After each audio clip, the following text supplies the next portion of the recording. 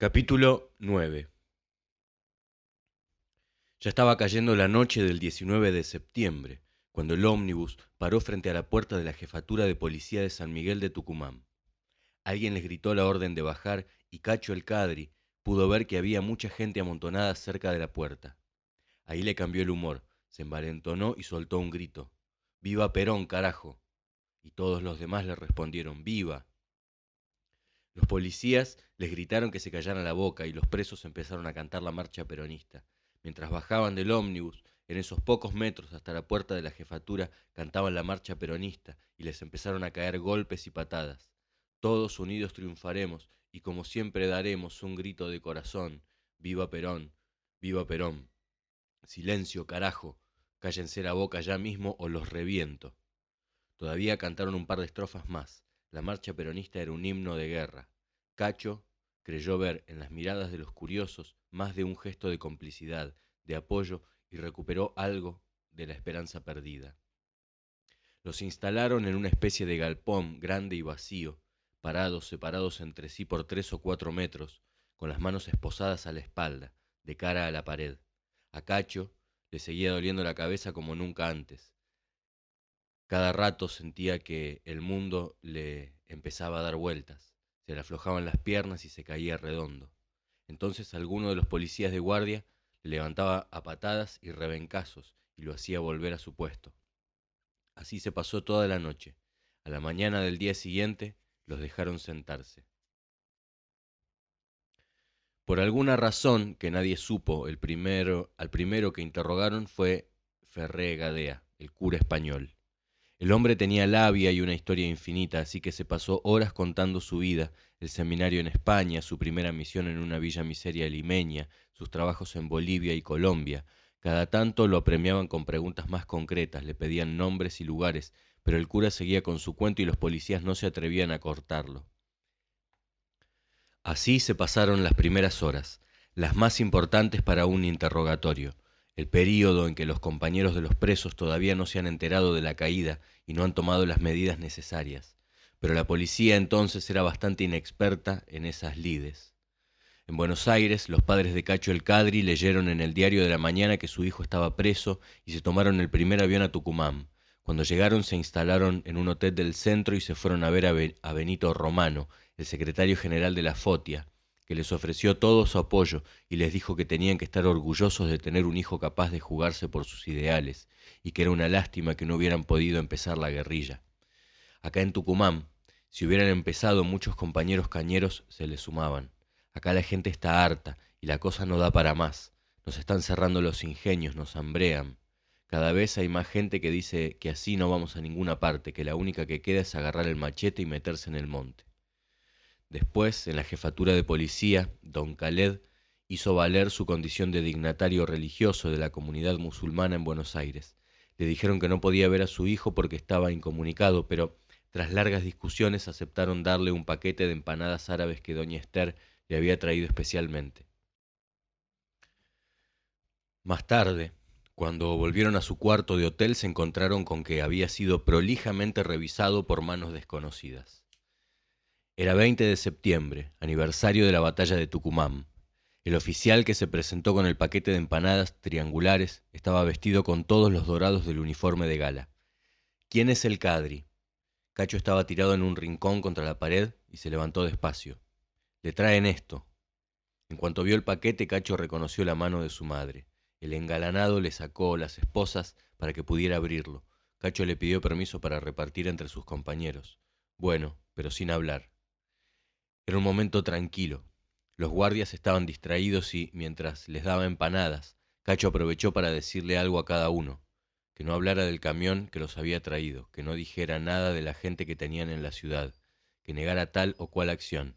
Eran segundos, pero alcanzaban para decirle a cada cual lo más importante. Iba por la mitad cuando los policías se dieron cuenta. ¿Qué está hablando? ¿No le dije que se callara la boca? No, les preguntaba cómo están, contestó Cacho y terminó el reparto en silencio. La situación era extraña. La jefatura seguía funcionando y todo el tiempo pasaban policías por el galpón donde estaban los presos, pero era como si no los viesen. Cacho tenía la sensación de que lo habían enterrado vivo. Era como estar en una tumba mirando todo lo que pasaba en el mundo de los sobrevivientes. Se acordaba de una mujer que le había contado un viaje a Sudáfrica. La mujer se había alojado en la casa de una amiga sudafricana y le impresionaba que su amiga saliera del baño desnuda delante de las mucamas negras y le decía que se tapara y la amiga le preguntaba por qué, si acá no hay nadie. Así estaban ellos, tirados en el suelo, ensangrentados, zaparrastrosos y sobre todo, inexistentes. Más tarde, Cacho extrañaría esas horas en que no les hacían ningún caso. Ya estaba oscuro cuando entraron 4 policías y lo hicieron parar, junto con Néstor, a empujones. Los llevaron hasta una puerta trasera, los metieron en un Ford Falcon y arrancaron. Poco después los hicieron bajar en un lugar que Cacho reconoció como un cuartel de bomberos. Los bajaron en un patio de tierra y los separaron. En ese patio oscuro, bajo una luna pálida, el comisario Tamanini y otros 3 lo empezaron a putear muy fuerte. Así que ustedes son los del banco de Temperley. Así que ustedes son los que mataron a nuestro compañero. En uno de los asaltos que habían hecho para reunir fondos en Temperley, un policía se resistió y en el tiroteo lo mataron.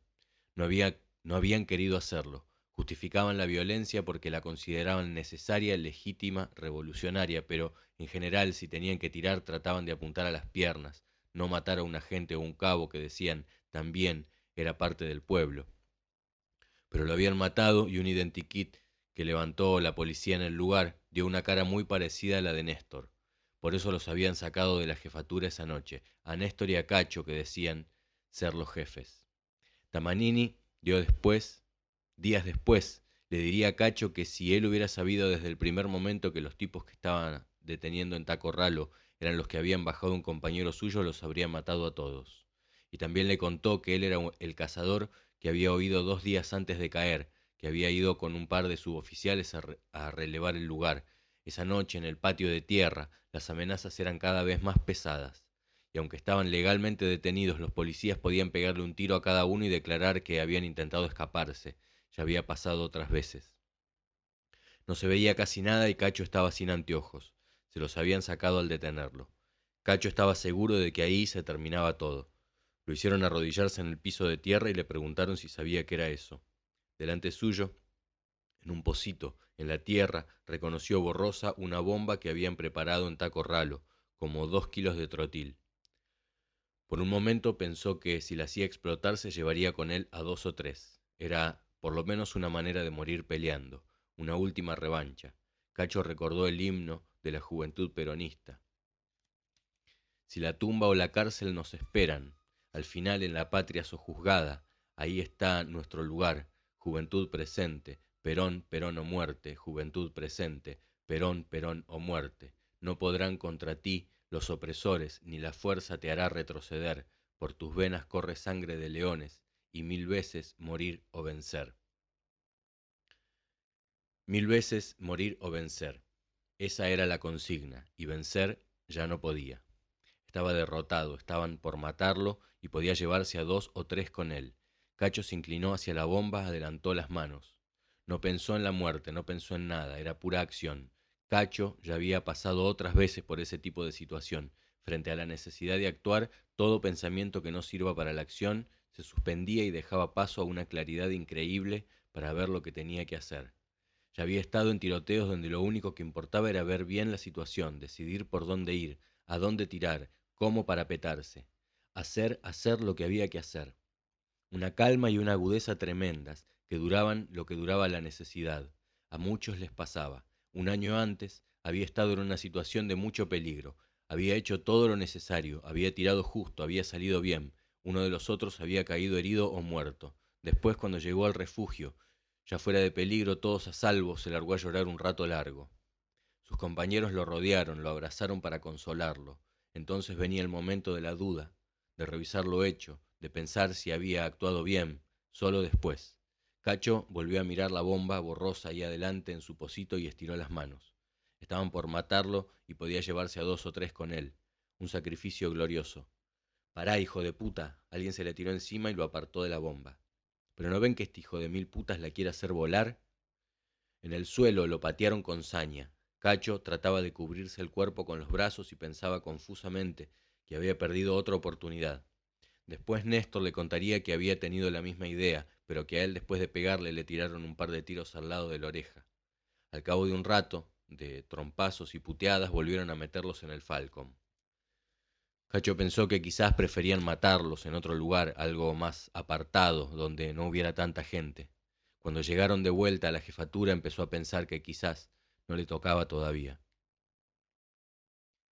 Septiembre de 1968. Pasaron años antes de que la felicidad se escuchara en Mau Mau. Fue una noche por divertimento, según decía la revista Gente, para tomarle el pelo. Al principio en el boliche del Jet Set, la música de Palito se consideraba decididamente mersa, pero después empezaron a ponerlo más seguido. El artículo decía que Palito había empezado por las grandes masas y que los elegantes lo empezaron a escuchar en joda hasta que les gustó. Antes de ser el rey, Ramón Bautista Ortega vivía en Lules, un pueblito tucumano con ingenio, del que se fue a los 14. Como tantos, tomó el tren, deambuló por Retiro y al poco tiempo lavaba pisos y copas en un bar del Once, donde jugaba a que la escoba era una guitarra. Después probó suerte en la calle con los termos de café Sorocabana y cuando podía iba a Radio Belgrano a ver personalmente a Virginia Luque y a Pinky. Un productor le recomendó que se comprara un parche y 2 palitos para aprender a tocar la batería. Le hizo caso y llegó a tocar un par de veces en una banda. Recién a los 17 juntó la plata para volver al Pago a ver a su familia, pero a los pocos meses ya estaba buscándose la vida en Mendoza, donde imitaba a Luis Aguilé en un nightclub. De vuelta en Buenos Aires hizo jingles de callicidas y desodorantes hasta que grabó Déjala, déjala, Bienvenido amor y Media novia, los temas que lo hicieron famoso. La gente ponía el winco a todo lo que daba y bailaba en la calle. Era el verano del 64. Casi 5 años después, el rey le decía a la revista Gente que ahora solo hacía 2 especiales por año, alguna que otra gira o presentación en televisión y unas pocas películas. De vez en cuando volvía a cantar a Tucumán, donde la situación se hacía cada vez más explosiva. Sobre política nunca quiso opinar.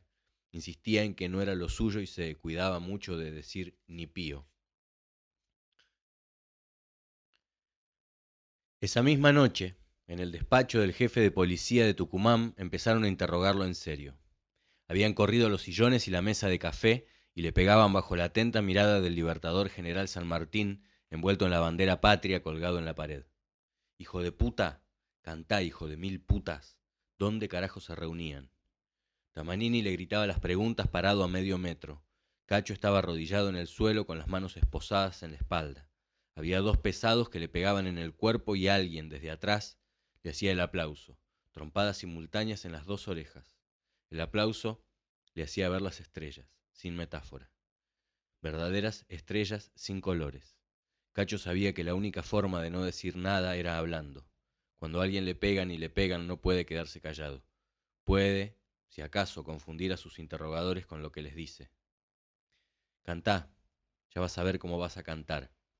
¿No ves que sos un mierda? Que no vales más que mierda, pelotudo. ¿Dónde carajo se reunían? En mi casa. Pero aparte de tu casa, la puta que te parió. Ya le dije, señor, nos reuníamos en la Perla. Las preguntas y las respuestas se repetían como una maldición. Pero aparte de la Perla, carajo. Ya le dije, señor, en mi casa. Así aguantaba un rato, pero los golpes seguían y cada tanto tenía que darles algo nuevo. En la calle Beruti, señor, en la capital, en la calle Beruti. ¿Qué número de la calle Beruti, hijo de mil putas? No sé, señor, el número no me lo acuerdo. Ya vas a ver cómo te vas a acordar, carajo. Y llovían de nuevo los golpes, los aplausos. Al cabo de un rato tenía que darles algo más. Para entonces Cacho calculaba que ya debía ser la madrugada, que faltaba poco. Ah, sí, era el 3324. Al fondo, parado junto al escritorio, había un tipo con un teléfono que llamaba a Buenos Aires para chequear cada información que iba saliendo. Cacho el Cadri lo conocía de tiempo atrás. El 31 de diciembre de 1962, en la cárcel de Caseros, las autoridades obsequiaron a los reclusos con un espectáculo. Algunas veces iba un equipo de Boca a jugar al baby fútbol, pero esa vuelta le tocó el turno al tango. Antes de subir al escenario, en el patio grande, uno de los cantores se acercó al grupo de Cacho, Riarte y Drago, y les dijo que le habían dicho que ellos eran peronistas. Sí, claro que vamos a hacer. Mucho gusto, yo soy Roberto Miró, de la Resistencia de la Zona Sur. ¿Tienen algún mensaje para afuera, para los muchachos? No, no, muchas gracias.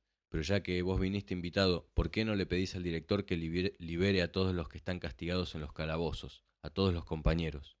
El tipo subió y cantó unos tangos, imitaba a Gardel hasta en la pose. Después habló.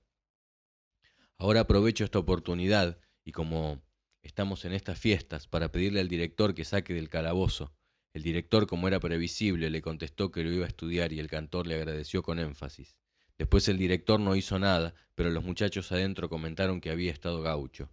2 años después, ya en la calle, Cacho fue a mandar un telegrama a la sucursal de correo de la calle Medrano y enseguida reconoció al empleado, era el cantor de tangos. Hola, ¿se acuerda de mí? No. ¿Vos quién sos, pibe? Nos conocimos en Casero, ¿se acuerdan? Yo estaba preso. Ah, sí, ¿cómo te va? ¿Cómo andan los muchachos? Mire, nos prohibieron un acto, entonces mandamos un telegrama al ministro Vítolo, protestando por la falta de garantías. Bueno, dámelo. Dame tu documento porque tengo que poner el documento.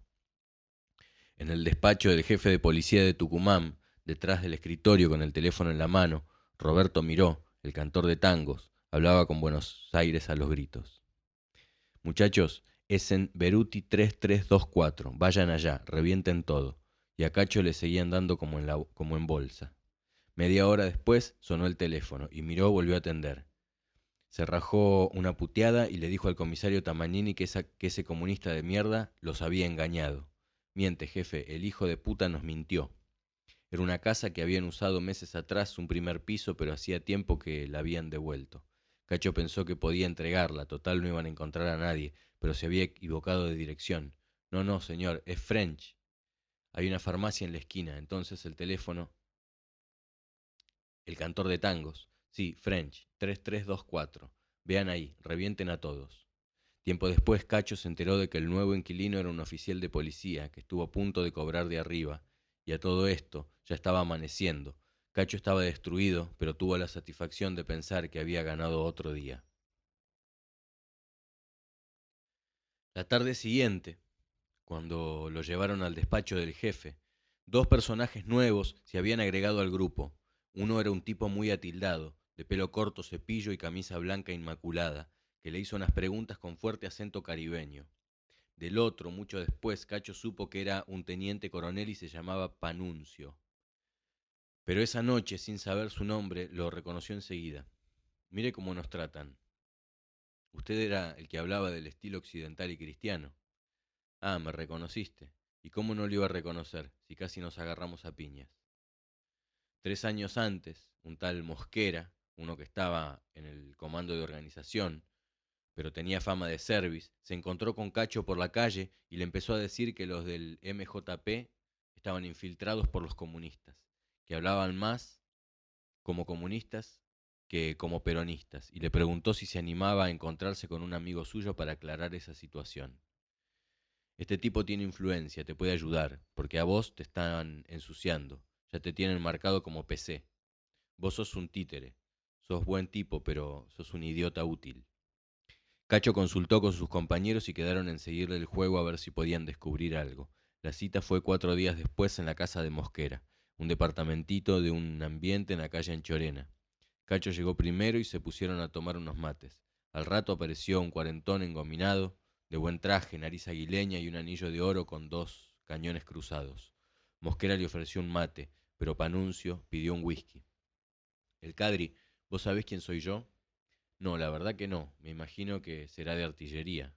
Panuncio se sorprendió un momento y enseguida se dio cuenta de que el anillo lo había delatado. Tampoco estaba claro que quisiera pasar inadvertido. Tomó otro trago, carraspeó. Mirá, vamos a hablar claro. Vos sos un idiota útil, le estás haciendo el juego a los zurdos. Me extraña de vos que andes con los zurdos. Discúlpeme, pero me parece mejor aclarar las cosas de entrada. Yo no soy zurdo, yo soy peronista. Yo estuve con el general Perón. El general Perón me dio todo el aval. Nosotros vamos a luchar por Perón hasta la muerte y Perón tiene que volver. De a poco Panuncio iba perdiendo la calma, hasta que empezó a golpear la mesa de fórmica con la mano anillada. Pero Perón es un hijo de puta. Perón está en Madrid mientras ustedes están acá luchando. Es un cagón. Cacho se levantó de un salto, tiró la silla para atrás. No te voy a permitir que ensucies. Mosquera trató de intervenir para calmarlos, y volvieron a sentarse. En las paredes del departamento solo había mugre. Todos los muebles eran esa mesa de fórmica, las 4 sillas y un sofá que debía hacerse cama. No había ni una radio. Para retomar el hilo, Panuncio le preguntó a Cacho qué formación tenía, qué leía. Cacho le habló de Primo de Rivera y de Franz Fanon. La charla siguió un rato por cauces más tranquilos. Cuando Panuncio llegó al cuarto whisky, volvió a empezar con la cantinela gorila.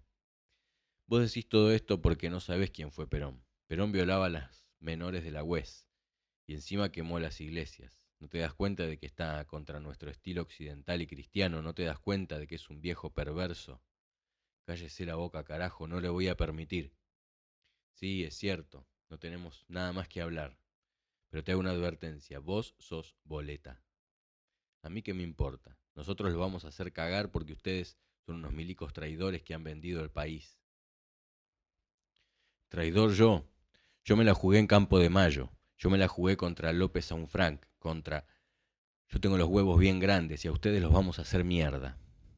Usted haga lo que tiene que hacer, yo haré lo que tenga que hacer y listo.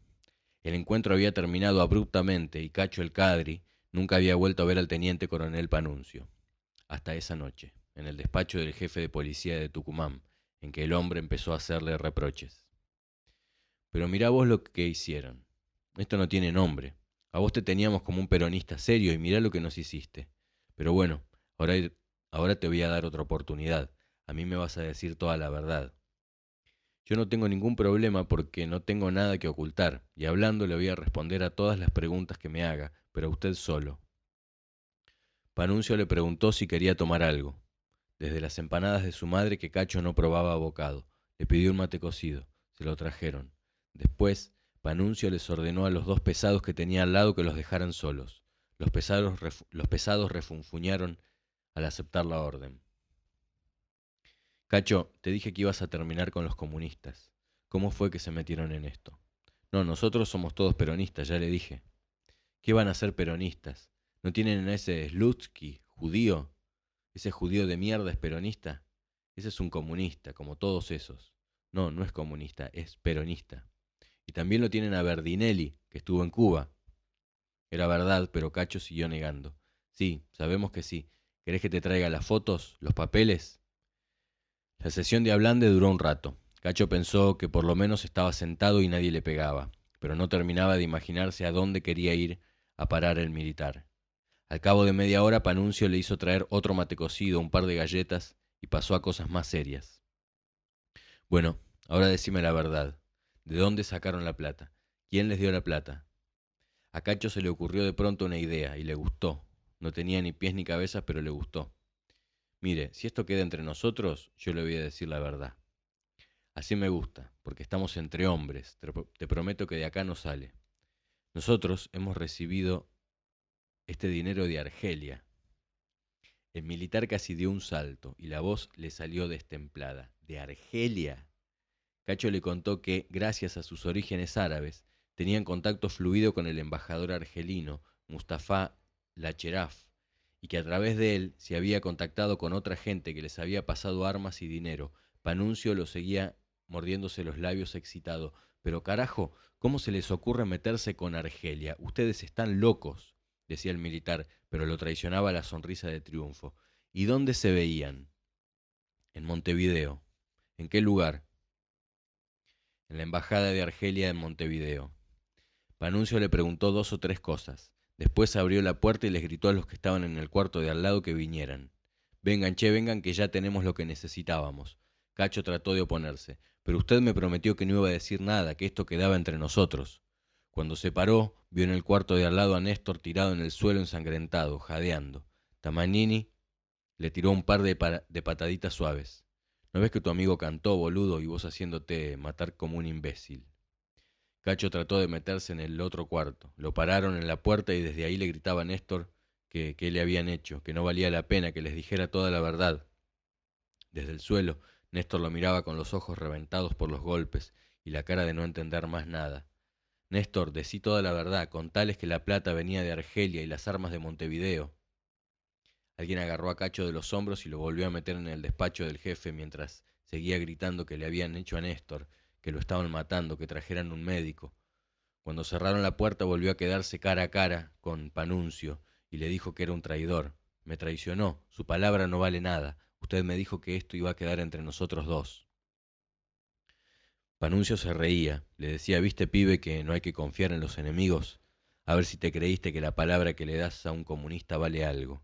Enseguida entraron los dos pesados y se lo volvieron a llevar al cuarto donde lo guardaban, y recién ahí Cacho estuvo muy tentado de reírse. No pudo, porque le dio miedo de que lo vieran y además seguro de que le iba a doler hasta el alma. 3 horas después lo volvieron a llevar al despacho, a las patadas, y le empezaron a pegar de nuevo. A Cacho le pareció que le pegaban con más bronca que antes, con más saña. Así que la embajada argelina en Montevideo, ¿eh? ¿Dónde dijiste que quedaba la embajada esa? Ya habían descubierto que no había embajada de Argelia en Montevideo. Panuncio estaba sentado al fondo callado y los demás lo miraban con desprecio. Tamanini había recuperado el control de la cosa. Cacho trató de mantener el cuento un rato más y se acordó de los encuentros con Villalón, 5 años antes en Montevideo. No, nos veíamos en el Victoria Plaza, en el hotel, ahí en la Plaza Independencia. Hijo de puta, ¿y cómo hacían el contacto? Ellos nos contactaban. ¿Cómo lo hacían? Ponían un aviso que decía, extraviado portafolio marrón colectivo 55, gratificaré devolución. Eso quería decir que había que ir a Montevideo, al Hotel Victoria Plaza. El cuento se derrumbó al cabo de un rato, pero ya había pasado casi un día más. Septiembre de 1968. Los combates habían empezado más de un año antes, en mayo de 1967, cuando el gobernador militar de Nigeria Oriental, Odomegu Ojoku, decidió crear un estado separatista llamado Biafra. Detrás de su decisión había viejos enfrentamientos tribales y sobre todo mucho petróleo. El nuevo país tenía menos de un cuarto de la población de Nigeria, 14 millones de habitantes, y más de la mitad de su riqueza minera. El gobierno central nigeriano intimó a Ojukwu y le declaró la guerra, que fue larga y cruenta. Las alianzas de cada sector eran extrañas y respondían más a los intereses de sus compañías petroleras que a las relaciones geopolíticas habituales. Portugal, Israel y Francia ayudaban a Biafra. La Unión Soviética y Gran Bretaña estaban con Nigeria. Hacia fines de 1968 los biafranos estaban totalmente rodeados y empezaron las masacres. En esos días, fotos aterradoras dieron la vuelta al mundo. Los chicos biafranos, hambriados, se veían raquíticos, con los ojos desorbitados, como muertos en vida. Biafra aparecía como el caso más claro de una guerra en la que millones de tercermundistas sufrían por intereses que se manejaban muy lejos de ellos, en los países centrales. En cuanto entró en el SWIFT, Daniel Egea fue destinado a la sección embarque de carnes. Era el lugar a donde iban a parar los grandotes. Como el frigorífico tenía puerto propio, había que cargar y descargar los cortes hasta las vagonetas que los llevaban a los buques. Al poco tiempo, le ofrecieron hacerse cargo de una cuadrilla del sector Frozen, una sección nueva, con novedades técnicas importantes donde armaban las estivas de carne cocida congelada para la exportación, el Frozen. Los estibadores trabajaban en cámaras a 25 grados bajo cero, con mucha ropa y en turnos de 6 horas. Unos años antes, Swift y Armour se habían fusionado. Los 9.000 obreros de Swift se habían juntado con los 4.000 del Armour. Para el año 62 esa cifra había llegado hasta los 25.000 obreros, pero en 1968 no eran más de 7.500. Había un proyecto oficial de desmantelar la empresa. En el frigorífico Daniel se encontró con muchos conocidos de su infancia de Berisso y otra gente que no le resultaba tan familiar. Daniel venía de una familia obrera, pero había ido al secundario y había frecuentado otros ambientes. También entre los obreros había diferencias. En Swift trabajaban vecinos de los barrios más pobres, el Churrasco y el Mondongo, a donde llegaban familias de las provincias del norte escapando de la desocupación, que compartían la zona con algunos marginales y sobre todo obreros muy pobres, los que hacían los trabajos menos calificados. Los que sabían pegar el martillazo en el hueso preciso de la vaca, ponerla en una noria, cuerearla y cortarla, estivar, trabajos muy físicos que los dejaban exhaustos, listos para tomarse unos vinos y comentar el partido del domingo. Casi todos eran triperos, hinchas de gimnasia. Eran obreros pobres y muy explotados. Para Daniel, una de las primeras sorpresas fue ver que ellos no se veían así. Muchos pensaban que el patrón era bueno porque les había dado con chavo y cuidaban los instrumentos, las instalaciones, la fuente de trabajo, y si tenían algún problema serio, recurrían a la vía organizada, delegado, comisión interna, sindicato. Daniel no siempre estaba cómodo, no siempre los entendía del todo, pero tenía un objetivo y las visitas a Cuba y China, donde había visto el socialismo en funcionamiento, lo habían entusiasmado más todavía. Tenía que ganarse un espacio entre sus compañeros, conseguir su confianza, encontrar el lugar que le permitiera ayudarlos a entender su situación y a modificarla. Sabía que para ganarse esa confianza tenía que trabajar como el mejor, interesarse por los problemas de todos, mostrarse amable y generoso. No le costaba mucho, era su estilo, aunque tuvo que cambiar un rasgo que sus compañeros le habían criticado más de una vez. Daniel era muy jodón, nunca paraba de reírse y hacer chistes, pero se había convencido de que si quería representar a sus compañeros de trabajo, si quería que confiaran en él, tenía que mostrarse como una persona seria, que sabía qué estaba haciendo. En lugar de contar chistes verdes, usaba su histrionismo para recitar poemas gauchescos. En el comedor, Egea se ponía grave y se acomodaba como si templara una guitarra. Le gustaba José Larralde, un payador de Bahía Blanca con la voz grave, y lo imitaba bien. A veces duele el cerebro por razón de razonar, y a veces el alma duele, y uno ni sabe ande está. A veces de amor se sufre, y es cuando se sufre más, cuando rara pa' entender que lo bueno haga llorar. Llora el hombre a su manera, y si uno entra a observar, el llanto sale para afuera y el dolor queda donde está.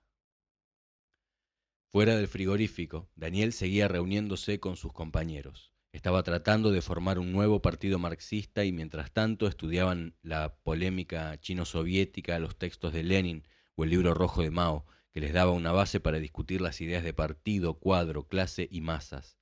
Pero su interés se centraba en el trabajo, en la carne. Daniel entraba cada noche a las 10 y trabajaba hasta las 4 de la mañana, junto con otros 70 obreros. Ese turno, como era nuevo, no tenía delegado y por eso no supieron bien qué hacer esa vez en que una roldana se le cayó en la cabeza a un obrero y lo lastimó feo y el capataz encima lo puteó por descuidado. Un rato más tarde en el comedor los ánimos estaban caldeados. A ese hay que esperarlo en la calle y lo cagamos a trompadas. Eran las 2 de la mañana, la hora del café, y todos discutían qué hacer para acabar con las patoteadas del capataz. Vamos a tirarle alquitrán a la casa. Yo sé dónde vive, en el barrio Mondongo. Entonces podemos esperarlo y le damos una paliza. Daniel estaba callado, escuchando las propuestas hasta que le pareció que era el momento. ¿Y qué solucionan haciendo todo eso que dijeron? Como tenía el pelo un poco largo, lo llamaban Rimoldi Fraga, o Gatti, que entonces era el arquero de Gimnasia. A ver, Rimoldi, ¿vos qué opinás? A mí me parece que si quieren lo podemos cagar a trompadas, pero al otro día viene la cana, hace la lista de los que le pegaron, nos echan a la miércoles y el tipo sigue jodiendo a los otros que se quedan. Si le tiramos alquitrán a la casa, pinta la casa y al otro día viene acá y nos sigue jodiendo. Lo que tenemos que hacer es algo para cambiar la situación, no para sacarnos la bronca. O mejor vamos a hacer las dos cosas, nos sacamos la bronca y cambiamos la situación, ¿no les parece? El discurso tuvo un éxito rotundo. Los 20 o 30 que lo rodeaban le pidieron precisiones. Lo que tenemos que hacer es pararles la producción. Esta noche, cuando sea el momento de mayor cantidad de laburo, les paramos la producción. Entonces el tipo va a venir a putear y le decimos que la noria no se prende hasta que hablemos con el capataz general. El capataz general está durmiendo en la casa, el tipo se va a poner loco y le vamos a decir, con usted no hablamos porque usted nos putea y nos trata mal. Nosotros somos seres humanos y acá nos faltan cascos, nos faltan un montón de cosas. La propuesta fue aprobada por aclamación. Faltaba decidir quién iba a hablar con el capataz general. Muchos propusieron que fuera Daniel, pero él les dijo que era mejor que no fuera uno solo, y repartió entre varios unos papelitos donde decía lo que cada cual tenía que decir. A la noche siguiente, con la noria parada, se pusieron a esperar la llegada del capataz general. La noche estaba fresca pero agradable y les gustaba la sensación de que estaban imponiendo sus propias normas, hasta que llegó el capataz en su coche y en pijama, a los gritos, a preguntar qué pasaba. Bueno, lo que pasa es que nosotros queremos trabajar. Estamos contentos de estar acá, trabajamos fuerte. Usted ve que le sacamos... 7 camiones, el convenio dice 5 y nosotros le sacamos 7, dijo uno, y otro retomó. Nosotros no tenemos problema en hacer este laburo, pero queremos que nos traten bien, que nos den ropa adecuada y que a este capataz que lo saquen, porque pasa que nos trata como si no fuéramos gente, nos trata. Si hasta lo escuchamos cuando dice a estos negros los tengo cagando, fíjese. El capataz general tiritaba dentro de su pijama, pero les prometió que iba a estudiar el caso con cuidado y 2 días después le llegaron cascos, calzado, ropa térmica y un capataz nuevo. En unas horas todo el SWIFT estuvo al tanto de que habían ganado el pequeño conflicto y sobre todo de que lo habían ganado sin intervención del sindicato, solos. Octubre de 1968. Faltaba poco para que empezaran los Juegos Olímpicos. Había mucha expectativa. México, por su altura, daba la posibilidad de conseguir marcas inéditas. Miles de periodistas, fotógrafos y camarógrafos de todo el mundo estaban llegando al Distrito Federal. El 2 de octubre a las 5 de la tarde, la Plaza de las Tres Culturas, hispana, maya y azteca, en el centro de la ciudad, estaba ocupada por miles de estudiantes, docentes y trabajadores que protestaban contra el retiro de los subsidios del gobierno a las universidades. El conflicto había empezado unos meses atrás y para controlar las protestas, el presidente Gustavo Díaz Ordaz dispuso que el ejército se apostara en los alrededores de la ciudad universitaria. Entre las tropas estaba el batallón Olimpia, especialmente entrenado para exhibir sus ejercicios de destreza en la apertura de los Juegos. A la hora señalada empezaron a hablar los dirigentes del comité de huelga, que se había instalado en el edificio Chihuahua, cerca de la iglesia de Tlatelolco. Unas horas después, mientras el sol caía, el ruido de unos helicópteros que se quedaron inmóviles a 500 metros sobre las cabezas de los manifestantes tapó las palabras de los oradores. Los helicópteros lanzaron bengalas de un rojo furioso. El ruido de los motores y el olor a pólvora de las bengalas distrajeron a los 10.000 asistentes. A los pocos segundos empezaron a llover las balas de los fusileros que apuntaban al Chihuahua. Después llegaron aviones que ametrallaban a la multitud en vuelos rasantes. Los gritos y las corridas fueron contenidos por los infantes que cargaron con bayonetas calada. En media hora quedaron desparramados en la plaza cientos de hombres y mujeres. El diario inglés The Guardian calculó 325 muertos. Un plan elaborado por el ministro de Gobierno, Luis Echeverría, completó la represión con el encarcelamiento de los líderes estudiantiles y sindicales de izquierda. Mientras tanto, fuerzas policiales registraban los hospitales para llevarse presos a los heridos. Un portavoz oficial le dijo a la periodista italiana Oriana Fallaci que no era tan grave, no hay que alarmarse, piense que 30 muertitos en México son como un muertito en Francia. El comisario argentino, Alberto Villar, que estaba haciendo un curso de tácticas antisubversivas en la Escuela de las Américas de Panamá, había viajado en esos días a México invitado por las autoridades policiales para mostrarle las medidas que habían tomado para controlar las Olimpiadas. Pero lo que recibió fue más bien una lección con gran despliegue de medios sobre la represión de manifestaciones populares. No tendría que esperar mucho para poder aplicarla a su vez en su propio país. Hubo protestas de intelectuales, renuncias de embajadores y una gruesa capa de silencio. A los pocos días se encendió la llama olímpica y los atletas de todo el mundo siguieron con el ritual de la alta competencia en saltos, carreras, pesas, jabalinas y lanzamiento de bala. La televisión pudo transmitir con normalidad todos los eventos. A modo de pequeño escándalo, se comentó durante muchos años el momento en que algunos atletas negros americanos, simpatizantes del Black Power, levantaron su puño izquierdo cuando estaban recibiendo sus medallas.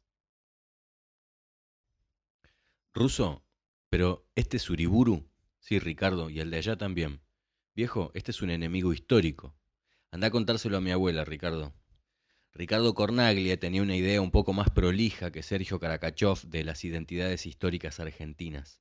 En esos días, Sergio estaba concentrado en su trabajo. Había montado el estudio de abogado en la casa de su abuela materna en la calle 1. Su abuelo, Diego Jiménez, que había muerto, pero le había dejado a su familia la impronta de comisario conservador de Ramallo, junto a 2 cuadros del general Uriburu en el comedor de la casa. En uno vestía uniforme de general de artillería, en el otro estaba de civil con la banda de presidente. Doña Rosa, la viuda del comisario, no veía nada mal que el ruso usara la casa como comité del MAP, a que desfilara cantidad de gente que iba a buscar apoyo jurídico. Pero, para espanto de la abuela, los clientes eran casi todos peronistas. Ella tenía una visión muy futbolera del peronismo. En el 45 vivía atrás de la cancha de Quilmes y repetía que todo aquello del 17 de octubre había empezado con la hinchada del club y que lo que pasó en la plaza no había sido más que la unión de todas las hinchadas. En realidad, los primeros casos de Sergio habían salido de la popular de estudiantes, otros aparecían de los changarines del mercado de La Plata o de alguna noche de copas. Era casi un destino. Unos años antes, la primera proeza de Karakachov fue sacar de una comisaría a una noble señora acusada de brujería. En el acta policial constaba que la mencionada tenía una foto de la bruja Verón luciendo la camiseta de estudiantes con alfileres pinchados en los pies y en la cabeza. El descargo de la mujer fue que era un trabajo hecho por encargo. Sergio fue alternando su trabajo entre pasadores de juego, mujeres de la noche y trabajadores accidentados o despedidos.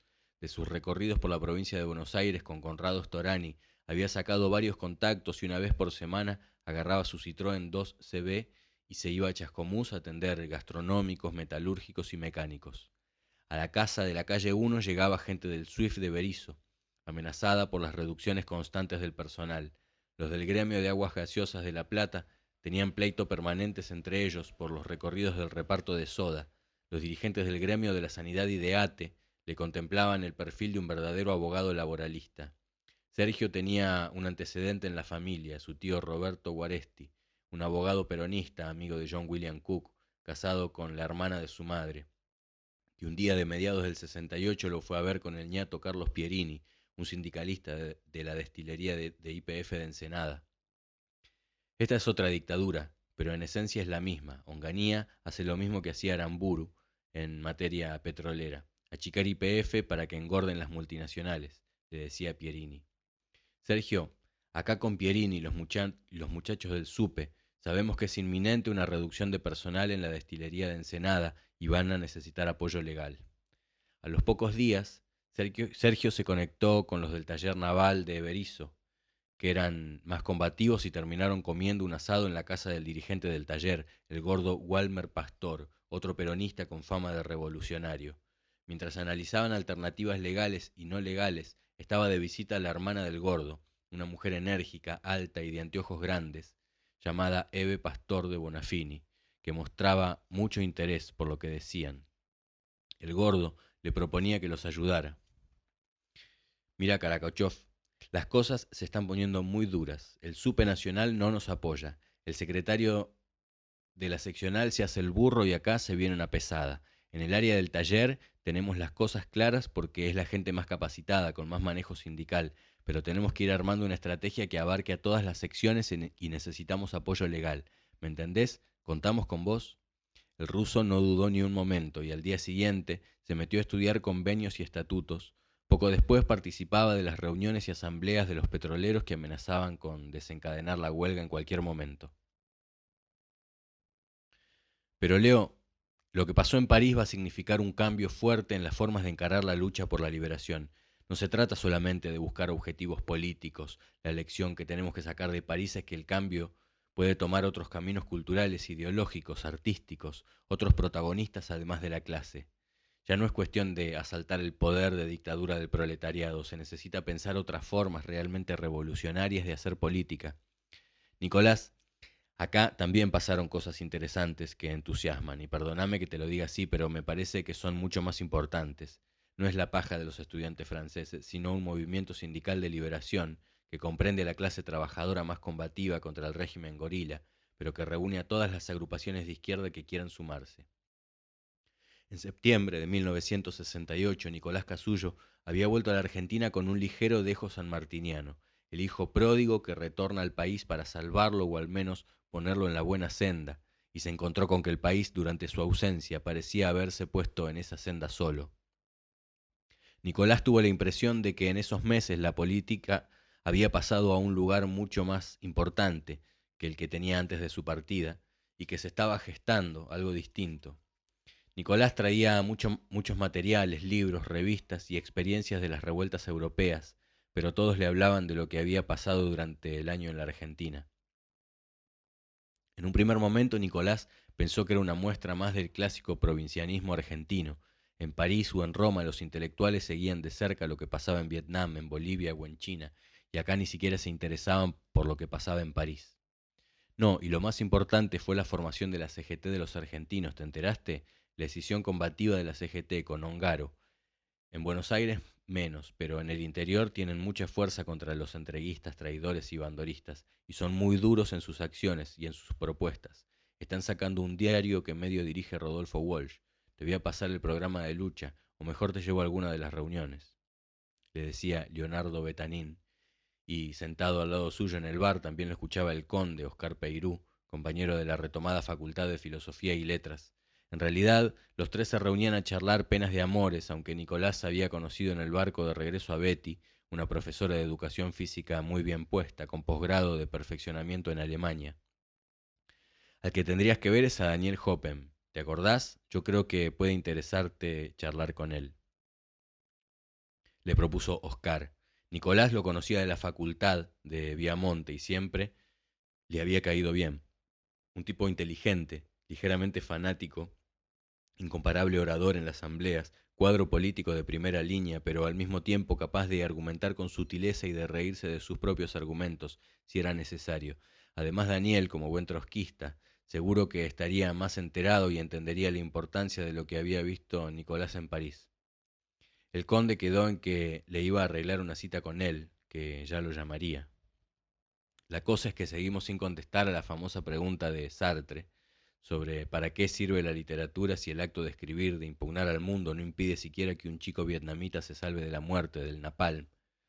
Sartre dijo eso, pero sigue escribiendo. En todo caso, es más útil en su papel de intelectual que si se pusiera a tirar tiros o a repartir volantes.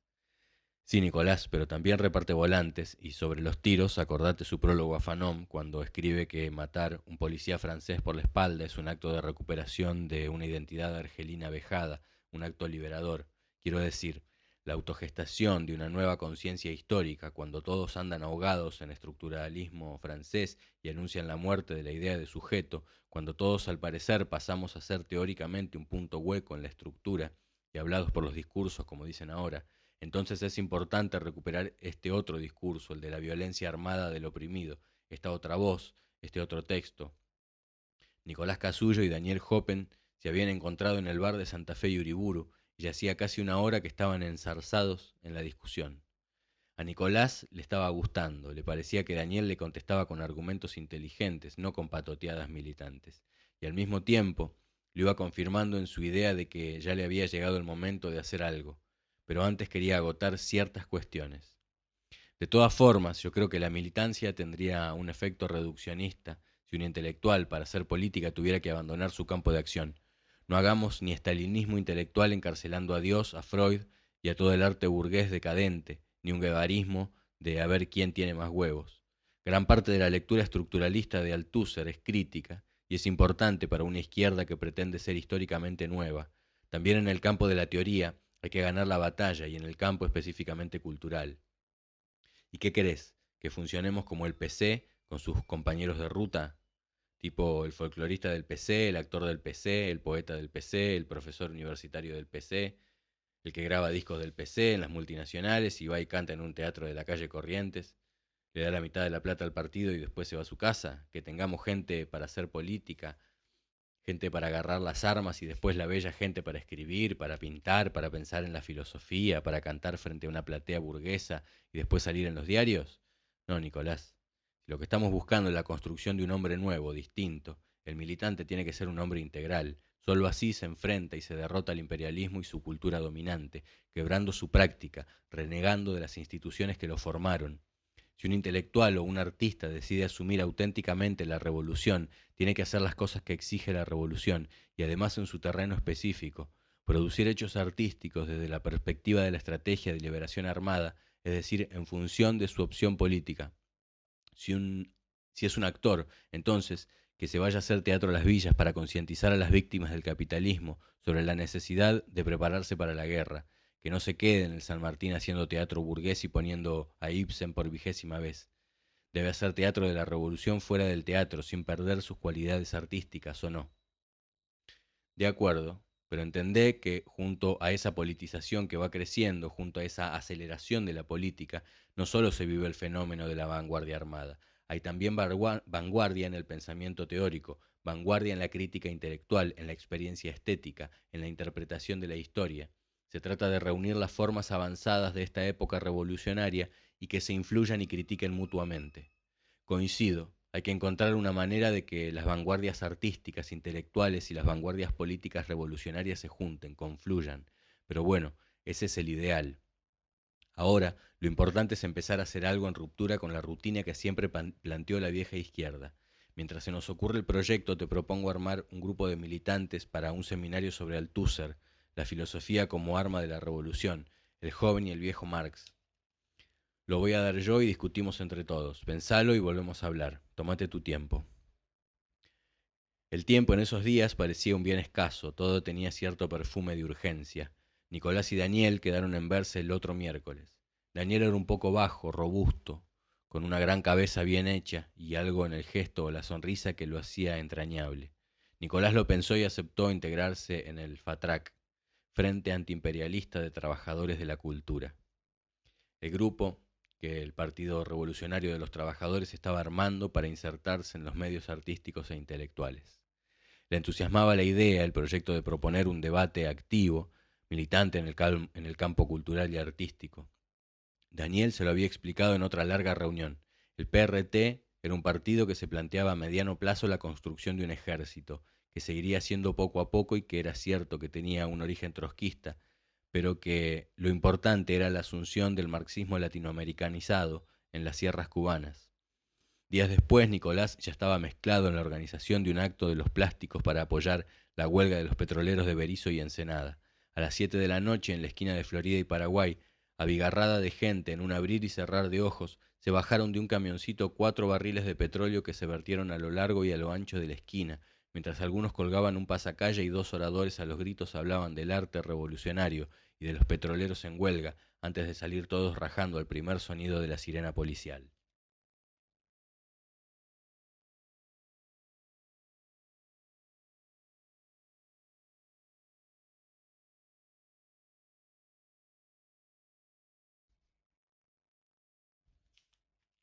Octubre de 1968. Esa temporada la agitación había empezado el 30 de abril con la inauguración del premio de honor Ver y Estimar en el Museo de Arte Moderno.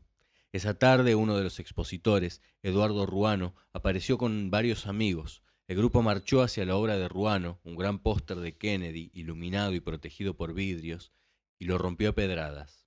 Ruano intentó explicar que su obra no era la vitrina intacta ni los efectos del destrozo, sino el hecho mismo de romperla. La obra era esa acción de violencia política en medio del establishment artístico. El grupo se retiró formado, casi marcial. Pocos días después se inauguró en el Ditela la muestra Experiencia 68. Pablo Suárez y Eduardo Ruano presentaron como obras sendas cartas donde explicaban su desconfianza por la relación entre vanguardia e institución y su negativa a participar de otra manera. Roberto Jacobi hizo un mural donde decía que se acabó la obra de arte porque la vida y el planeta mismo empiezan a hacerlo. Por eso se esparce en todas partes una lucha necesaria, sangrienta y hermosa por la creación del mundo nuevo. Y la vanguardia no puede dejar de afirmar la historia, de afirmar la justa, heroica violencia de esta lucha. La muestra fue clausurada por la policía días más tarde. En repudio, los artistas destruyeron sus obras y las tiraron al medio de la calle Florida. Pocos días después, en Rosario, un grupo de artistas de vanguardia irrumpió en una conferencia de Jorge Romero Brest, en la Asociación de Amigos del Arte. Uno se lo llevó al fondo, otro cortó las luces y Juan Pablo Renzi leyó una proclama que decía: la vida del Che Guevara y la acción de los estudiantes franceses son obras de arte mayores que la mayoría de las paparruchadas colgadas en los miles de museos del mundo. El 8 de octubre, en Buenos Aires, varios artistas plásticos, Roberto Jacobi, Pablo Suárez, León Ferrari, Beatriz Balbé, Margarita Paxa, decidieron teñir de rojo las aguas de las fuentes en homenaje al Che Guevara. Se organizaron en comandos integrados por una pareja y una campana.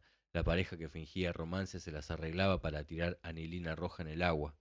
Lo hicieron en la Plaza de Mayo, de la Valle y de Congreso, pero no sabían que el agua de las fuentes no corre en círculo cerrado, así que la tintura se perdió enseguida.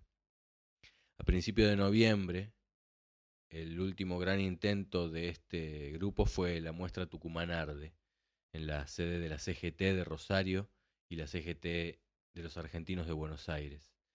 La muestra estaba pensada como una reflexión y denuncia de lo que estaba pasando en la provincia, el cierre de ingenios, la desocupación, la represión. Los artistas primero viajaron a Tucumán para recoger materiales, después vino una etapa de discusión, preparación y propaganda. La muestra privilegiaba los documentos objetivos, fotos, filmaciones, cifras, grabaciones, testimonios, cartas. No había nada que pudiera definirse como objetos estéticos tradicionales. En la puerta campeaba un cartel que decía «Visite Tucumán, Jardín de la Miseria», y se suponía que su recorrido era una incursión en el mundo más real de la pobreza norteña. Otro cartel decía «Libertad a los héroes de Taco Ralo». En Buenos Aires, la muestra fue clausurada antes de la inauguración. En Rosario, en cambio, duró 15 días y fue mucho público, que comentaba, discutía, proponía acciones. En la declaración de la muestra, dos de los rosarinos, María Teresa Gramuglio y Nicolás Rosa, decían que la violencia es ahora una acción creadora de nuevos contenidos. Destruye el sistema de la cultura oficial, oponiéndole una cultura subversiva que integra el proceso modificador, creando un arte verdaderamente revolucionario. Comentándola en la revista Confirmado, su jefe de redacción, Horacio Berbisky, escribió que si se lleva el cuestionamiento del criterio tradicional de obra de arte hasta las últimas consecuencias, ¿no sería lícito afirmar que hoy la mejor obra es un buen tumulto? De hecho, muchos de los artistas que participaron en Tucumán Arde sintieron que habían llegado a un límite y de ahí en más abandonaron la actividad plástica y se dedicaron a la acción política. Se largó Daniel, ya se largó. Oscar Ríos estaba entusiasmado. Daniel Egea lo escuchaba sin saber muy bien de qué estaban hablando. Acababa de salir del frigorífico donde había trabajado la mañana y estaba reunido con Oscar y algunos más en una casa de Ensenada. Oscar se tranquilizó y trató de explicar. Se largó la huelga en la destilería, se plegó la flota petrolera, los 500 trabajadores del taller naval y se levantaron hasta las guardias. Caminotti se puso al frente del conflicto y acaban de sacar un comunicado diciendo que el SUPE va a resistir el avasallamiento de la patronal contra las conquistas obreras. Los tipos se cagan en la ley, querían empezar mañana con las 8 horas. Daniel tenía dos tíos que trabajaban en la destilería, Diego y Mariano, dos hermanos de su padre que seguían a Caminotti. Raúl Caminotti era el secretario general de la filial Ensenada, un sindicalista combativo, enfrentado con el secretario general del gremio, Adolfo Cavalli, que se alineaba con Bandori Alonso. El conflicto había estallado porque YPF lanzó un plan de racionalización que incluía la ampliación de la jornada laboral a 8 horas. Durante el gobierno de Perón se había decretado la jornada de 6 horas por cuestiones de salubridad y en 1958 el gobierno de Aramburu intentó cambiarla, pero los petroleros de La Plata habían sido un foco de la resistencia peronista y la pararon. Ahora el gobierno de Onganía buscaba la revancha. Al segundo día del paro, que se cumplía a rajatabla, el Ministerio de Trabajo le sacó la personería gremial al Sindicato Único de Petroleros del Estado. En esas primeras jornadas, tanto los combativos de la CGT de los argentinos como los bandoristas de la CGT Azopardo dieron su apoyo a los obreros en conflicto. También se solidarizaron las destilerías del sur del país y la de San Lorenzo en Santa Fe. Pero a una semana de la huelga, las cosas empezaron a complicarse. El gobierno tomó el conflicto como una cuestión de Estado, amenazó con movilizar militarmente a los trabajadores y empezó a mover los hilos para que el SUPE nacional se pusiera en contra del conflicto. Mientras tanto, en Ensenada se formó un comité de huelga integrado por los dirigentes petroleros intervenidos que empezó a convocar a movilizaciones y actos relámpagos en la calle. La policía los reprimía con entusiasmo. En esos días, Raimundo Ongaro fue a La Plata, se sumó a la lucha y amenazó con extender la huelga a todo el país. A mediados de octubre el conflicto seguía. Había ollas populares, colectas para mantener el fondo de huelga, pintadas en toda la ciudad, delegaciones que iban a la cárcel de La Plata a visitar a los presos. También estaba en la casa de su tío Mariano. Daniel estaba en la casa de su tío Mariano, en Tolosa. Es una pulseada brava, Daniel. El interventor que mandó el Ministerio de Trabajo acaba de firmar una resolución levantando la huelga. La joda es que este burócrata hijo de puta tiene el apoyo de la gente de Cavalli. El tío le mostró el comunicado de la intervención que decía que a las razones gremiales del conflicto se sumaron otras de naturaleza política, incorporadas por la infiltración de elementos disociadores que nada tienen que ver con el fenómeno en sí mismo. La maniobra está clara, ya se ve por dónde nos quieren cagar. El comité de huelga se va a mantener. Por ahora tenemos el apoyo de mucha gente y está la CGT de Ongaro. Pero pasado mañana vamos a hacer una marcha más importante. Hay que templar los ánimos, porque después de esta seguro que la empresa va a empezar a mandar los telegramas de despido y la lucha contra los carneros se va a poner terrible. Daniel ayudaba todo lo que podía en las actividades del comité de huelga. Repartía boletines, volantes, iba a las asambleas. Muchos otros sindicatos también se solidarizaban y los grupos políticos de izquierda y los estudiantes universitarios. En Buenos Aires, los comandos peronistas de liberación fueron a tirar bombas de alquitrán contra el edificio de YPF en Diagonal Norte y Esmeralda. Graciela D'Aleo fue una de las que lanzaron esas bolas de Navidad rellenas de petróleo, espeso para apoyar la huelga de los petroleros de Ensenada. Ese diciembre, varias madres cristianas de Buenos Aires descubrieron con sorpresa que ya no tenían que ponerle el arbolito, que ya no tenían que ponerle al arbolito. Despertate, Sergio, que es la final del mundo. Gustavo Karakachov zamarreaba a su hermano. Sergio en el medio de la popular de Boca, Sergio se despertó, se restregó los ojos y con voz de trueno empezó a alentar a estudiantes. Pincha campeón, pincha campeón. ¿Cómo te podés quedar apolillado, hijo de puta? Nunca había nadie que se durmiera en plena tribuna. Mirá, mirá. Vamos, Verón, carajo. La tribuna retomó uno de sus cantos habituales. Si ve una bruja montada en una escoba, ese es Verón, Verón, que está de joda. Si casi no duermo, Gustavo, ando todo el día como loco. Ese miércoles 25 de septiembre, Estudiantes le ganó al Manchester por 1-0 en el partido de ida y acariciaba la Copa del Mundo. Los trenes que volvían a La Plata iban cargados hasta la Maceta y Sergio le hacía acordar a Gustavo cuando en el 54 se hacían la plata del pasaje vendiendo caramelos en el tren que iba a Santa Fe, cuando Estudiantes se mataba por volver a la primera. Al otro día temprano, ronco y con las venas del cuello que se le hinchaban cada vez que abría la boca, el ruso leía la carta que Raúl Alfonsín le había hecho llegar a Raimundo Ongaro. Estaban en la CGT de los Argentinos de La Plata, frente a un auditorio de sindicalistas y militantes mayoritariamente peronistas. El ruso estaba flanqueado por otros dos abogados radicales, Pablo Pinto y Ricardo Cornaglia. Quiero hacer llegar mis expresiones de solidaridad a usted y a los muchachos dirigentes gremiales que han sabido defenderse con valentía contra la dictadura. Ustedes han sido leales al mandato de las bases y se colocan junto al pueblo. Cuando terminó, sabía que con los muchachos tenía que ir al grano. Bueno, acá en La Plata nosotros estamos con ustedes, y no solo para los juicios laborales, acá estamos todos en la misma. A los sindicalistas el apoyo del abogado de Chascomús les importaba más o menos, pero Sergio y su grupo trataba de mover el partido, sacar la militancia radical a la calle, a las fábricas. Estuviste bien, ruso, pocas palabras, nada de guitarra. Sí, Pablo, pero si estos te ven como un changuito humilde que viene a ayudar, cagaste. Pablo Pinto y el ruso se habían ganado un lugar entre los abogados de la CGT de los Argentinos de La Plata, y hasta atendían a veces en su sede, el Sindicato de Sanidad, en 5 y 53. Ese mismo día se largaba la huelga petrolera, así que el local hervía de expectativas y tenían que ir a cosas concretas. Arreglaron para llevar a Conrado Storani a participar de un debate sobre el petróleo y la racionalización, que era lo que interesaba en el momento. Esta es la manera de acercarse a la masa sudorosa y dejarse de joder con la retórica del comité.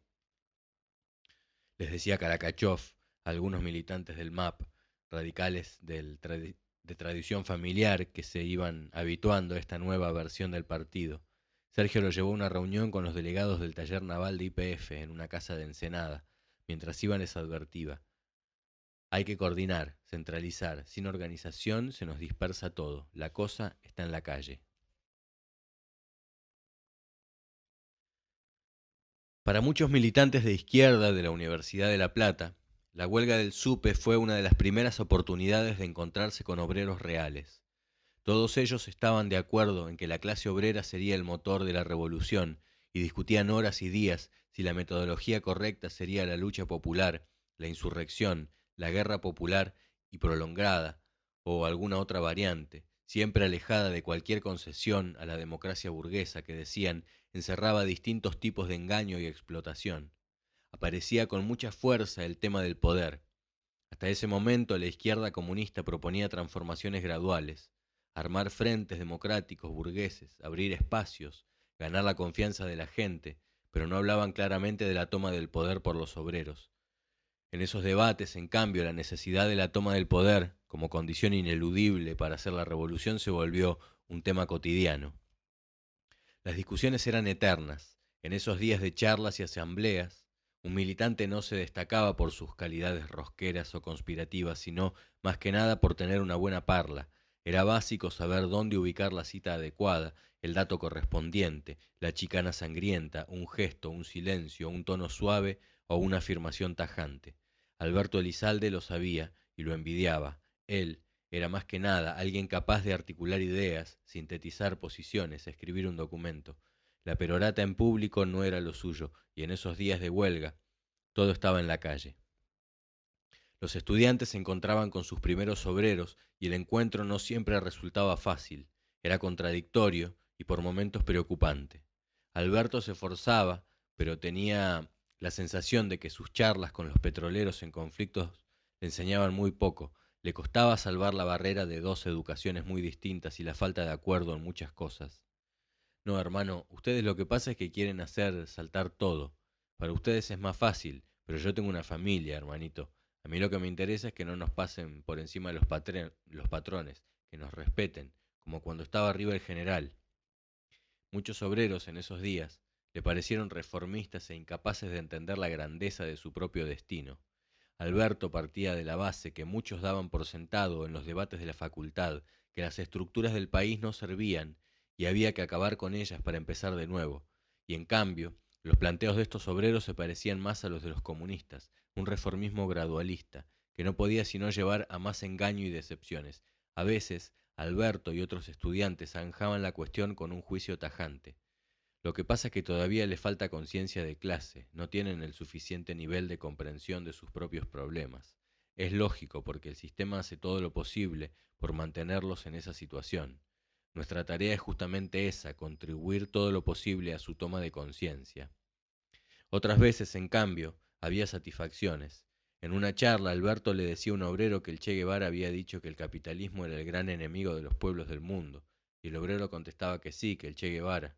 Un gran tipo el Che Guevara, uno que se jugó en serio, con unos huevos así. Con lo cual Alberto, lleno de satisfacción, pudo comprobar que los obreros apoyaban al Che Guevara. Pese a esas dificultades, los estudiantes contribuyeron todo lo que pudieron. Hubo festivales y actos de solidaridad con la huelga.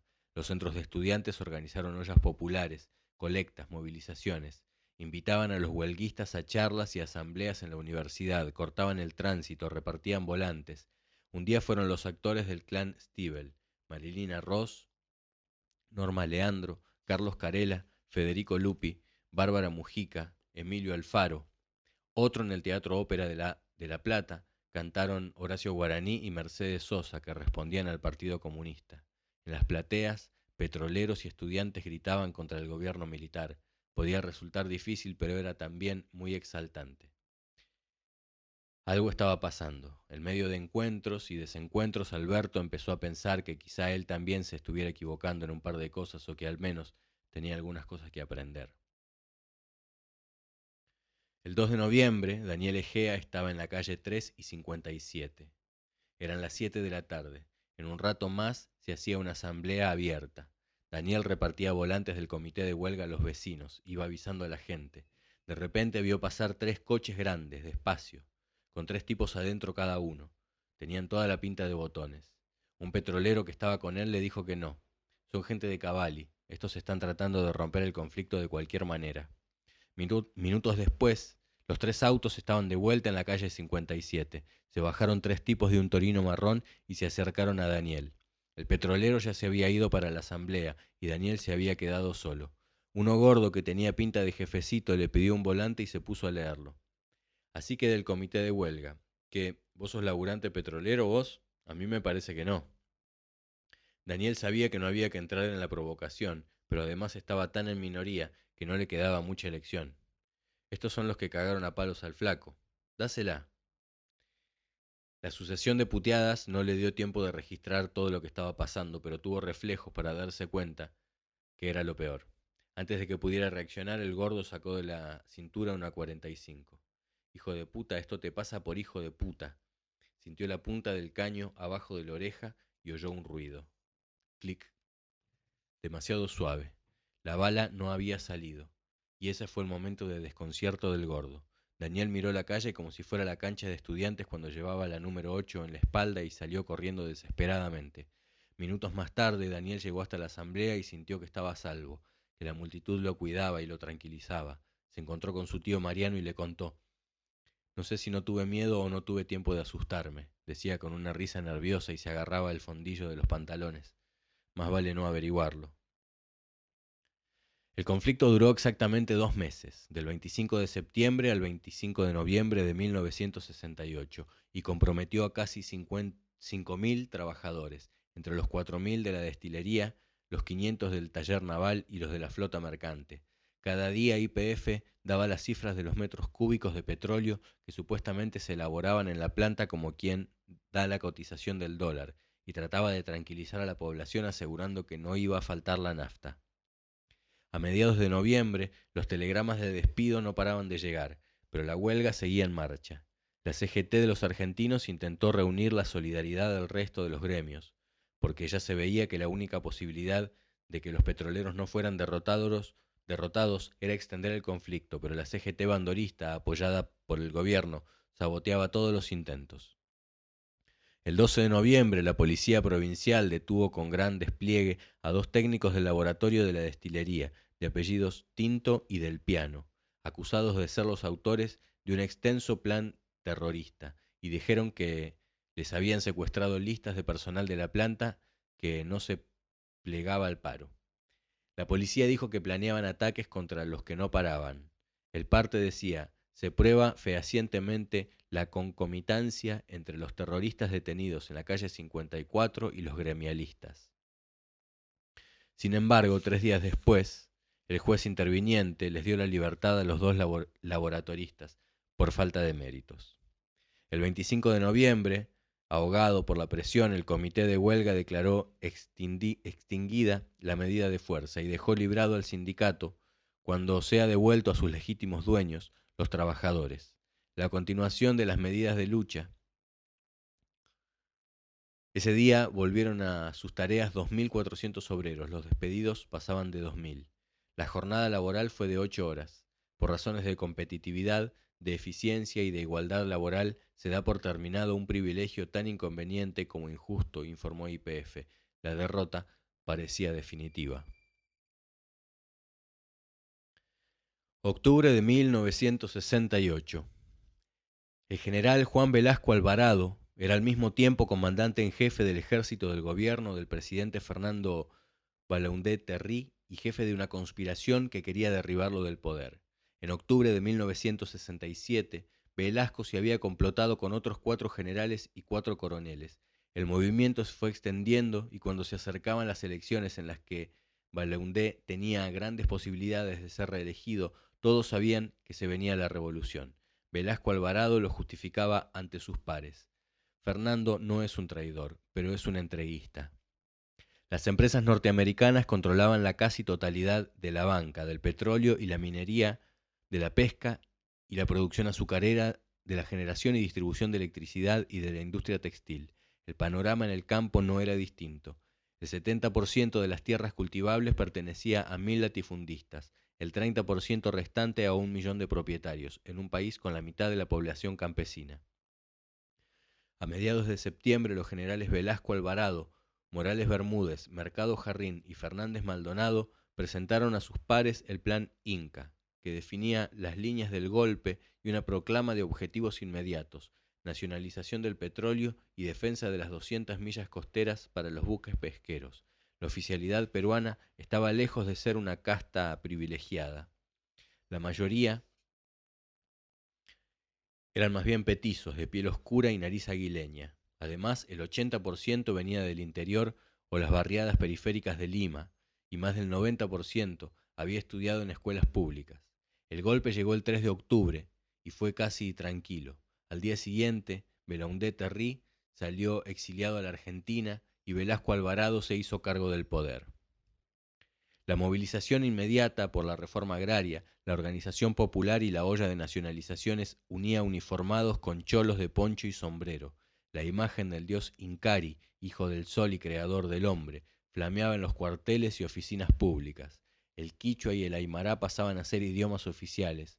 No bien asumió como presidente, Velasco Alvarado aclaró: no somos marxistas, pero estamos haciendo una revolución y eso es lo que importa. Otro de los líderes, el general Leónidas Rodríguez Figueroa, dijo: los dominadores nos enseñaron a no ser como somos, a esperarlo todo de lo que todos tienen, a admirar las maneras, el pensamiento y el modo de ser de los dominadores, a sentir vergüenza de ser nosotros mismos. La memoria de Tupac Amaru fue el vínculo heroico entre la antigua lucha contra el opresor extranjero y nuestra lucha de hoy contra el imperialismo y sus sirvientes nacionales. 8 días después, en Panamá, el coronel Omar Torrijos, jefe de la Guardia Nacional, encabezó otro movimiento militar nacionalista. Apenas 10 días atrás había asumido como presidente Arnulfo Arias, un furioso anticomunista y amigo de Rockefeller que quería desarticular la Guardia. En cuanto asumió, Torrijos reclamó a los Estados Unidos que devolvieran a Panamá la soberanía sobre el canal interoceánico. En esos días en Buenos Aires, un teniente que había sido abanderado de su promoción fue dado de baja por su ideología comunista. Francisco Licastro simpatizaba con los militares peruanos y panameños. Su baja, firmada por el general Lanusse, que se producía por mantener vinculaciones y vincular a otros oficiales con un ideólogo de izquierda conocido por él, formular comentarios favorables al mismo y defender sus ideas ante camaradas, exteriorizando una postura espiritual incompatible con su condición de oficial para continuar en el servicio efectivo. El ideólogo de izquierda era el historiador nacionalista Juan José Hernández Arregui. Los 13 presos de Taco Ralo llegaron al aeropuerto del Palomar en un avión de la Fuerza Aérea, atados y esposados a los asientos. De ahí se los llevaron, con profusión de sirenas y custodias, hasta el edificio de Coordinación Federal en la calle Moreno. No era la primera vez que Cacho se alojaba ahí. Pero el Cadri, ¿cómo puede ser que te hayas metido en una cosa así? Nosotros te teníamos el mejor concepto. El Cadri me extraña. ¿Cómo te dio por hacer una locura semejante? Sí, la verdad es que una locura total. Estaba totalmente loco, confundido, no sé qué me agarró. Los interrogatorios eran correctos y formales. Una mesa, un par de sillas, un oficial escribiente que tecleaba en su Remington. Ya llevaban como 20 días de incomunicación y Cacho estaba desesperado por ver un abogado, un pariente, alguien del otro mundo. Una tarde se lo llevaron hasta la mesa de guardia y le empezaron a tomar los datos. Era un circo para la televisión. Más allá, a 3 metros, había una cámara de Canal 13 con Mónica Mianovich, de cronista. Su nombre, dijo el oficial a cargo, Émbar El Cadri. Edad, 27 años. La cámara filmaba todo. Nacionalidad, argentino y peronista. No le pregunté eso. Sí, pero yo quiero denunciar que nos torturaron, señora. Nos han estado torturando, gritó Cacho, mirando a la periodista. Después la denuncia no saldría al aire, pero el resto sí. Por lo menos se había hecho público que estaban en coordinación federal. 2 noches más tarde, Cacho estaba en su celda de aislamiento, cuando llegaron 2 policías que él ya conocía de otras veces. Al oficial le decían diente de oro porque tenía dos. El otro era un sargento Liniers que cargaba varias denuncias por torturas. Vamos, levántate que nos vamos a dar una vuelta. Le vendaron los ojos, lo metieron en un coche y lo tiraron en el piso de atrás. El auto iba a toda velocidad. Cacho empezó a pensar que no volvía e intentó una defensa. ¿No les da vergüenza lo que van a hacer conmigo? Diente de Oro soltó una carcajada y le dijo que no pasaba nada. No te vamos a hacer nada, che, quédate tranquilo. No, ustedes son unos asesinos, hijos de puta. Vergüenza les tendría que dar, matar a un peronista. Era difícil hablar desde el piso de un coche con una mano que le empujaba la cabeza hacia abajo. Diente de Oro seguía tranquilizándolo, pero no sonaba del todo confiable. Pero si nadie te va a matar, quédate piola. Yo los conozco, me da vergüenza que ustedes sean argentinos. El diálogo no avanzaba mucho. Después de un rato de viaje, cuando pararon, Cacho consiguió levantar un poco la cabeza y vio que estaban entrando en la delegación de la Policía Federal de San Martín. Ahí, en un galpón, lo cambiaron de coche y volvieron a salir. Ya había pasado mucho rato cuando llegaron a otro lado. Cacho no tenía ni idea de dónde estaba. Lo sacaron del coche y lo metieron a la rastra en un lugar con piso de cemento. Ahí le empezaron a sacar la ropa mientras le daban unas cachetadas. Suave, sin bronca, como para que fuera calentando. Después lo tiraron desnudo sobre una mesa grande y le ataron las muñecas y tobillos a algún lado. Seguía con los ojos vendados. La voz de Liniers preguntaba si ya estaba enchufada la máquina. Ahora vas a ver, hijo de puta. Ahora nos vas a pedir por favor que te matemos. Cacho había tratado de imaginarse este momento muchas veces. Muchas veces se había preguntado cómo sería de verdad la picana, cómo reaccionaría, si sería capaz de soportarla. Pero cuando le dieron las primeras descargas se dio cuenta de que no había sabido imaginarla. No era posible imaginarla. Le pasaban la picana por las bolas, el glande, los ojos, los labios, la panza, las axilas, y Cacho se arqueaba, gritaba, jadeaba, se quedaba sin aire. Era el dolor y la sorpresa de que un dolor así pudiera sucederle. La picana era tanto peor que todo, y encima estaba la música a 500, y los gritos de ellos. A ver, hijo de puta, contame con quién estabas en el asalto al banco de Hurlingham. No sé de qué asalto me está hablando. Cuando empezaron, Cacho trató de quedarse callado todo lo que pudiera. Enseguida se dio cuenta de que tenía que hablar, decir algo, cualquier cosa, pero hablar. No se podía estar callado. Hablando podía distraerlos un momento. Paraban de darle máquina para ver qué decía, ganaba tiempo. La cosa era no entregar a nadie. Si acaso hablar de los que estaban presos con él. Eso era lo que habían arreglado entre ellos. Cantá la puta que te parió. ¿Con quién carajo estabas? Estábamos con Néstor. Señor, fuimos con Néstor. Cada tanto paraban un rato. Cacho pensaba que estaban descansando. Después sabría que en otra habitación estaban torturando a Néstor Berdinelli, que comparaban lo que decía cada uno. Cada vez Cacho esperaba que no siguieran. Cada vez volvían a empezar con más violencia. Varias veces pensó que se quedaba. No soportaba ni una descarga más. Y la concha de tu madre, así que se reunían en tu casa, ¿eh? Y las otras casas donde las tenían, carajo. No, señor, no había otras casas, no había, se lo juro. Podían hacer con él lo que quisieran. Estaban en un lugar que era ningún lugar. Lo tenían atado a esa mesa, desnudo, vendado, y nadie vendría a detenerlos. Lo peor era el dolor, y no saber por dónde iba a llegar el dolor. Los golpes, la picana, Cacho trataba de sacarse la venda para ver, pero volvían a ponérsela enseguida, y le pegaban más, lo picaneaban más. ¿Quién es Rafael, hijo de puta? Decí quién es Rafael. Ya en los interrogatorios de Tucumán, alguien había hablado de Rafael, un miembro del grupo que no había caído en Tacorralo. Al principio, cuando les preguntaban, varios dijeron que lo llamaban así porque se parecía a Rafael, el cantante melódico español, que estaba muy de moda, pero los interrogadores terminaron descubriendo que Rafael era Carlos Caride. Difícil encontrar algo más distinto de la carota de osito, satisfecho y lúbrico del andaluz que los rasgos afilados, angulosos de Caride. No seas boludo, pibe.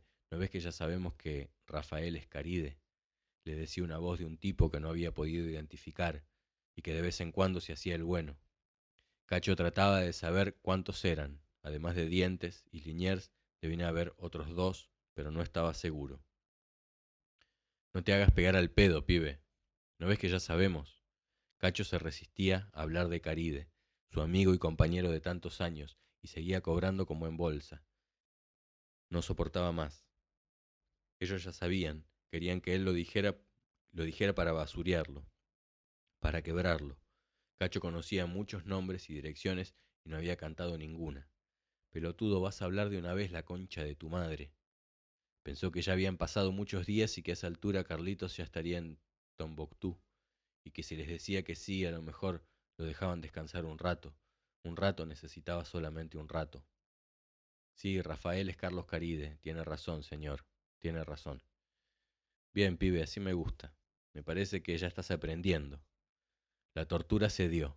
Le pegaron un par de piñas más para que no se la creyera y al cabo de un rato lo levantaron.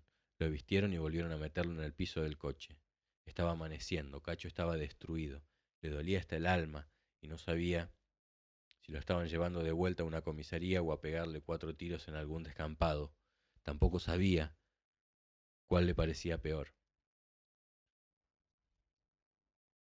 Cuando lo dejaron en un cuartucho de la delegación de San Martín le dijeron que no se preocupara, que después a la noche volverían a buscarlo. Estaba sentado en una silla defondada, mareado, atado, de cara a la pared, y cada vez que se abría la puerta trataba de darse vuelta con terror. No era miedo, terror. El terror de que fueran ellos llegando para llevárselo otra vez. No le habían dado agua porque se suponía que después de la picana tomar agua podía ser fatal.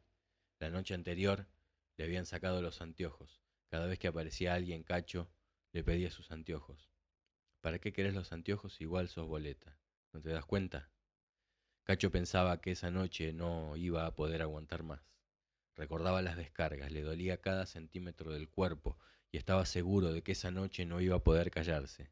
Pensaba que de todas formas sus compañeros habían tenido el tiempo suficiente, que no iban a encontrar a nadie y que más que nada no se le ocurría cómo podría aguantar otra noche de máquina. Habla, hijo de mil putas. ¿Quién estaba con vos en Temperley? Decí, ¿quién estaba? Cacho se arqueaba con alaridos imponentes y extendía y entendía que ya estaba al borde de quebrarse. El tiempo se le había dividido en muchas partecitas. Iba a aguantar un ratito más y después hablaba. Vamos, todavía un ratito. Es un ratito nada más. Después, en cuanto quisiera, empezaba a hablar y los paraba. Vamos, un ratito más. Cantá la concha de tu madre, no te hagas matar al pedo. No, no iba a poder aguantar hasta la madrugada, pero sí otro ratito. Después iba a hablar, pero todavía podía soportar ese ratito. Los ratitos consiguieron sumarse. Esa noche no habló. Cuando lo llevaron de nuevo a la delegación estaba como ausente de su cuerpo, todo él era una llaga. Lo dejaron de nuevo en el cuartucho y en cuanto se sentó se confesó que la noche siguiente sí que hablaba. Ya no había manera, el truco de aguantar un poco más, ya no iba a funcionar. Además ya no tenía sentido ni posibilidad. No se le podía pedir a nadie que soportara tanto. Esa noche, cuando se lo llevaban, iba a cantar todo. El Cadri, prepárese. Esa noche los que abrieron la puerta eran policías de uniforme, y en vez de meterlo otra vez en el suelo del coche lo llevaron, junto con Néstor y otros 3, a un celular.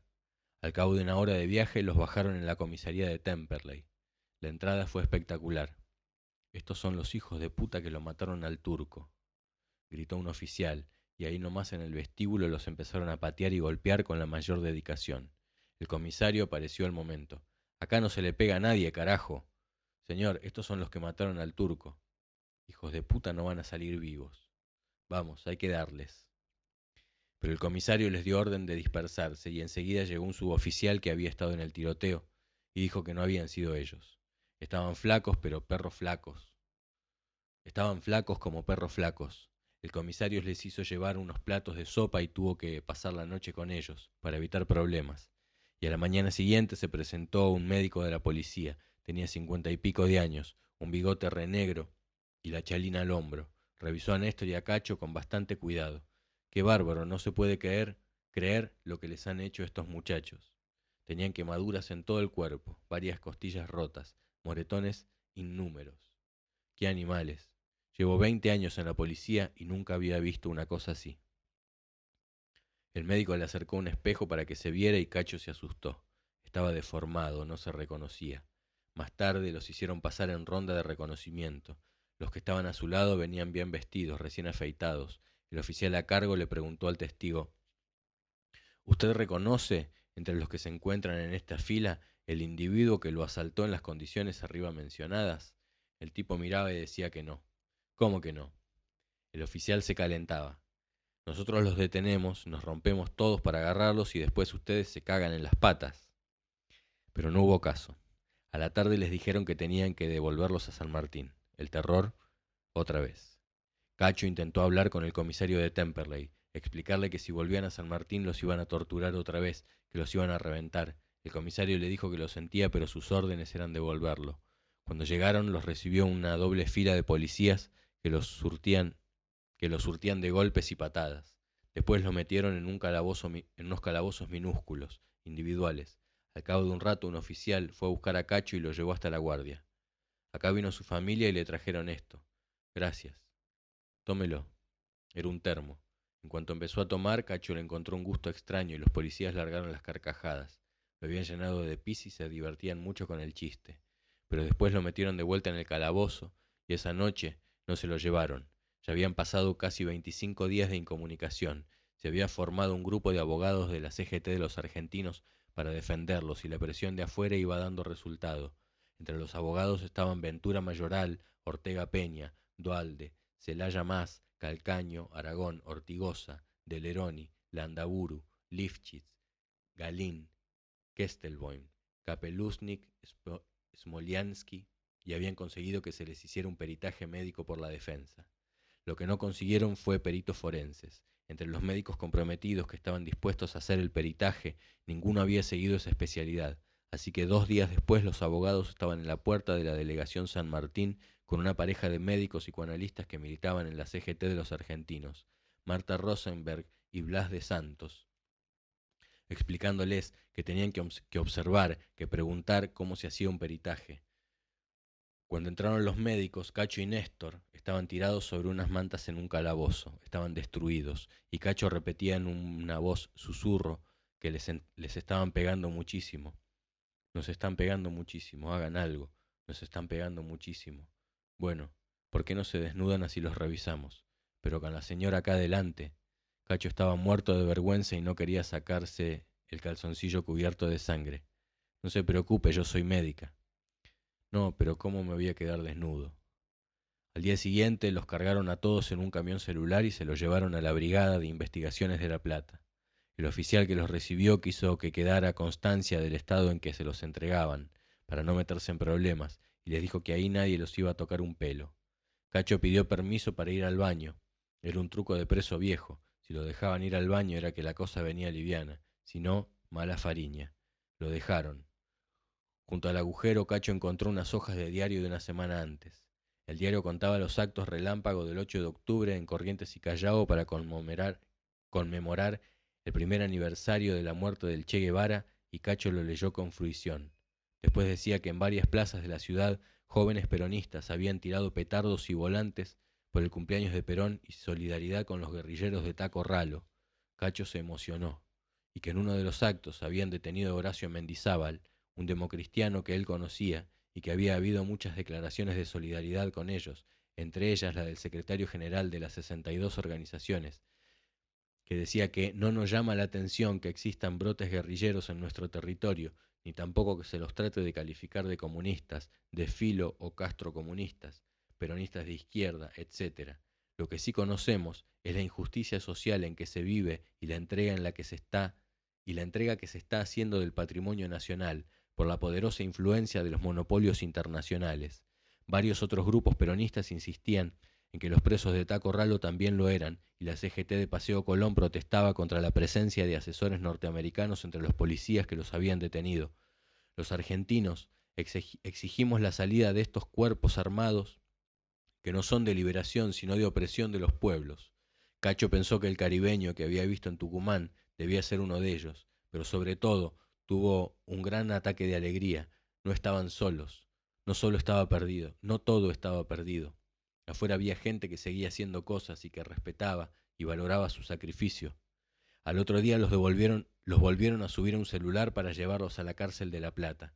Durante todo el viaje, Cacho el Cadri mantuvo la esperanza de que iba a pasar algo. Se imaginaba que el camión iba a tener un accidente, que alguien iba a tratar de rescatarlos, algo.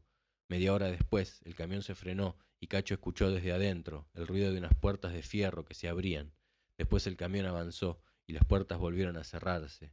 El ruido sonó lejano, aterrador.